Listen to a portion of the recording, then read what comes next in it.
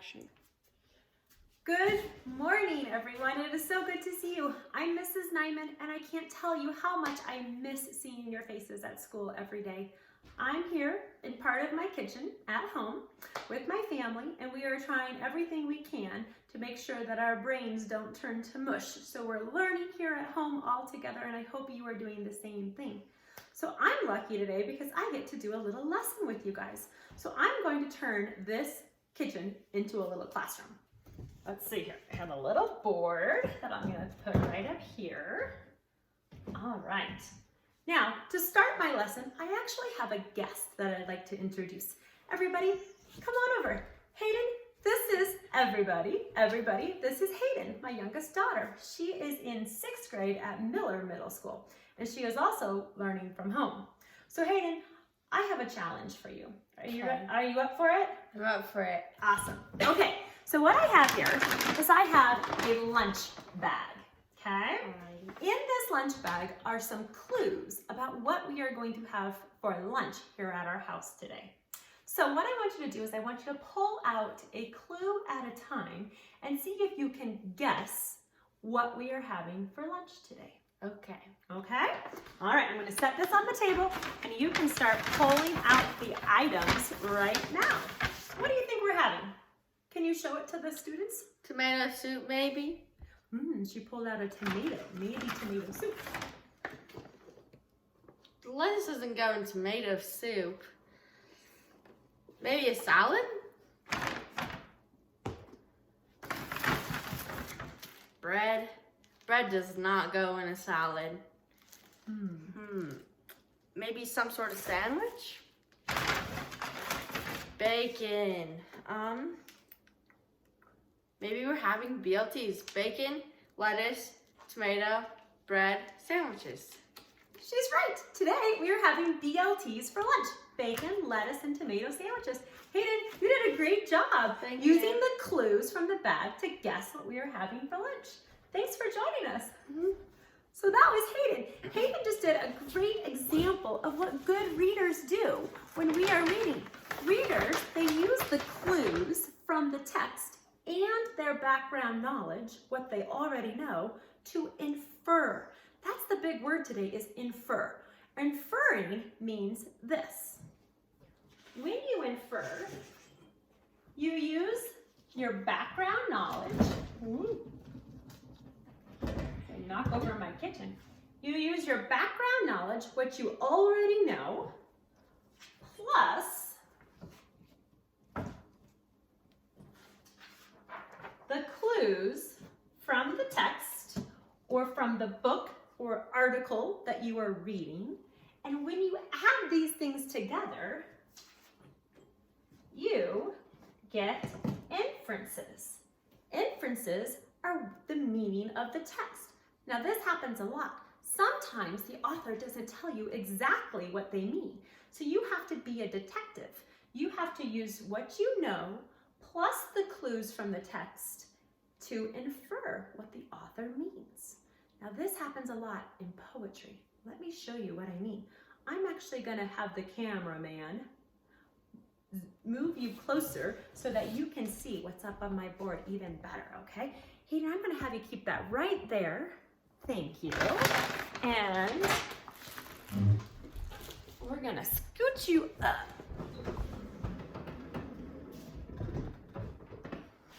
And zoom you in. And I'm going to take down these pictures.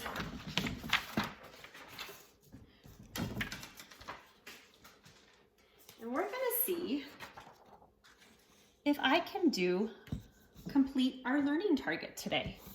Our learning target is I can use my background knowledge, what I know, and the clues from the text to infer or to find the meaning. So now let's see if I can do that with a poem. The poem that I'm going to use is by Eloise Greenfield, and she was a poet that wrote the most beautiful poems when she was a child.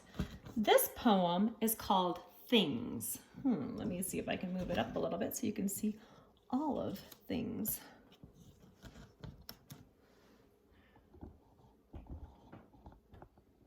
All right. So first, I'm going to start with just reading you the poem. Just sit back and listen. Things. Went to the corner, walked in the store, bought me some candy, ain't got no more, ain't got no more. Went to the beach, played on the shore, built me a sandcastle, ain't got no more, ain't got no more. Went to the kitchen, lay down on the floor, made me a poem, still got it, still got it. Ooh, there's a lot of things going on in this poem. They're at this corner store, they're at a beach, she's on the kitchen. Let's see if we can use our background knowledge and the clues from the text to see if we can figure out what Eloise Greenfield, the poet, is talking about in each of these stanzas. Let's start with the first one. Went to the corner, walked in the store, bought me some candy. I love candy. Ain't got it no more. Ain't got it no more. Well, I know at our house when we have candy, we eat that candy right up, so we don't have it left over either. So I'm thinking that candy is probably a clue, and ain't got it no more is also a clue. So I'm using my background knowledge, and I'm thinking that this girl does not have her candy anymore because she probably ate the candy. Now, does this say that she ate the candy? No, but my background knowledge, what I know about candy, is that I eat it right up. So I'm going to infer that she ate the candy. That's what I would do. All right, let's try the next one. Went to the beach, played on the shore. The shore is like where the sand is. Built me a sand house. A sand house? What is a sand house? Well, I know what a sand castle is, so maybe this girl calls it a sand house instead of a castle because she's on the shore at the beach. That makes sense. A sand house must be a sand castle. Ain't got it no more. Ain't got it no more. Oh no.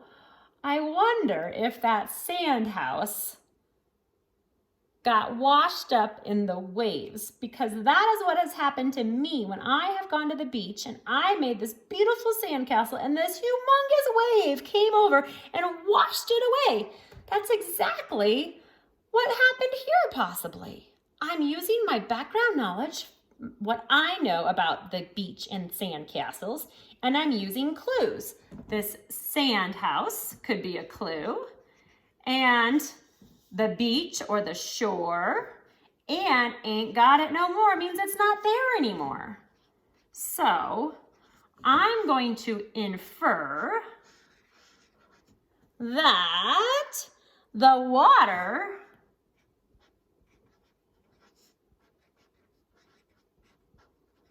from the ocean washed it away. Now, does the author, Eloise Greenfield, come out in that poem and say the water washed away the sand house? No, she didn't. I had to infer.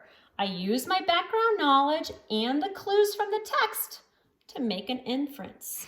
Let's try one more together, this last one.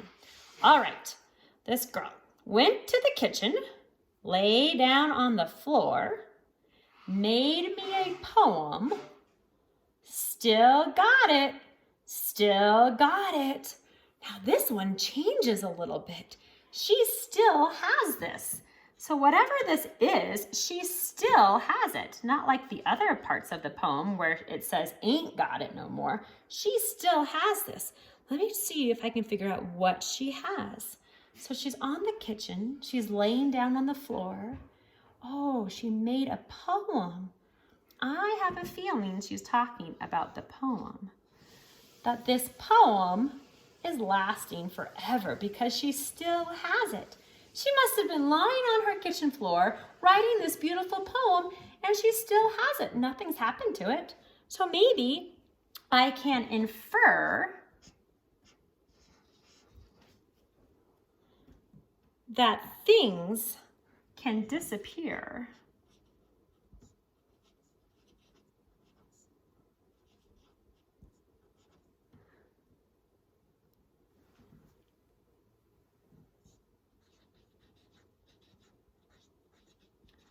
but poems never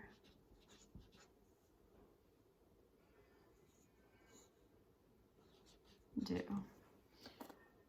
All right, the author didn't tell me that this poem lasts forever, but I'm inferring that poems last forever. All right, I think we did a pretty good job with our learning target.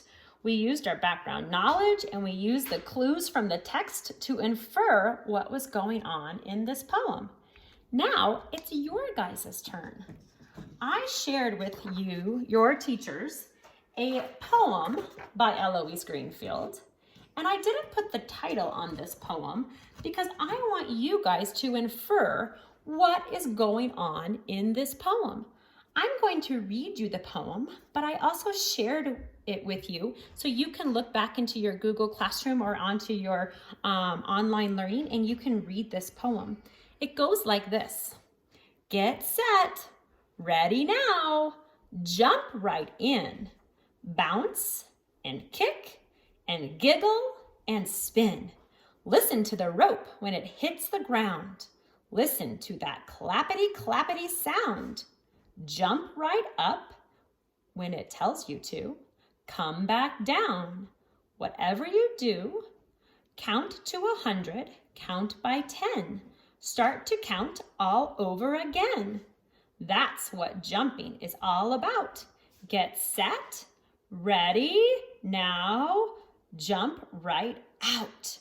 I bet you can guess or infer what this poem is about. Your work today or sometime this week is to infer what this poem is about. There's a graphic organizer that your teacher will share with you where you can pull out the clues from the text and your background knowledge and tell us what you think this poem is about. All right, I'm gonna move our camera out.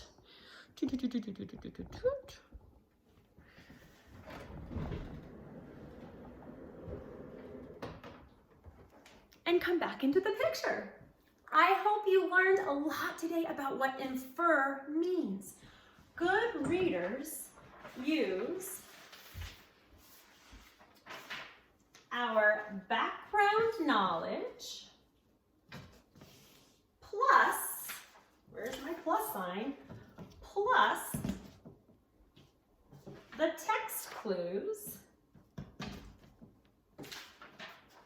to infer what the stories are about. What are the authors trying to teach us? What's the story? What's the plot? This is what good readers do when you read. I hope you infer with all of the books that you read. Stop to think, what do I already know about this? What is the text trying to tell me? And see if it helps you understand what you're reading. I hope you guys are learning lots at home. I really do miss you. Have a wonderful day, and I can't wait to see how you infer what that poem about that jumping thing is. I don't know. What could that poem be about? Good luck learning. Have a good day. Bye.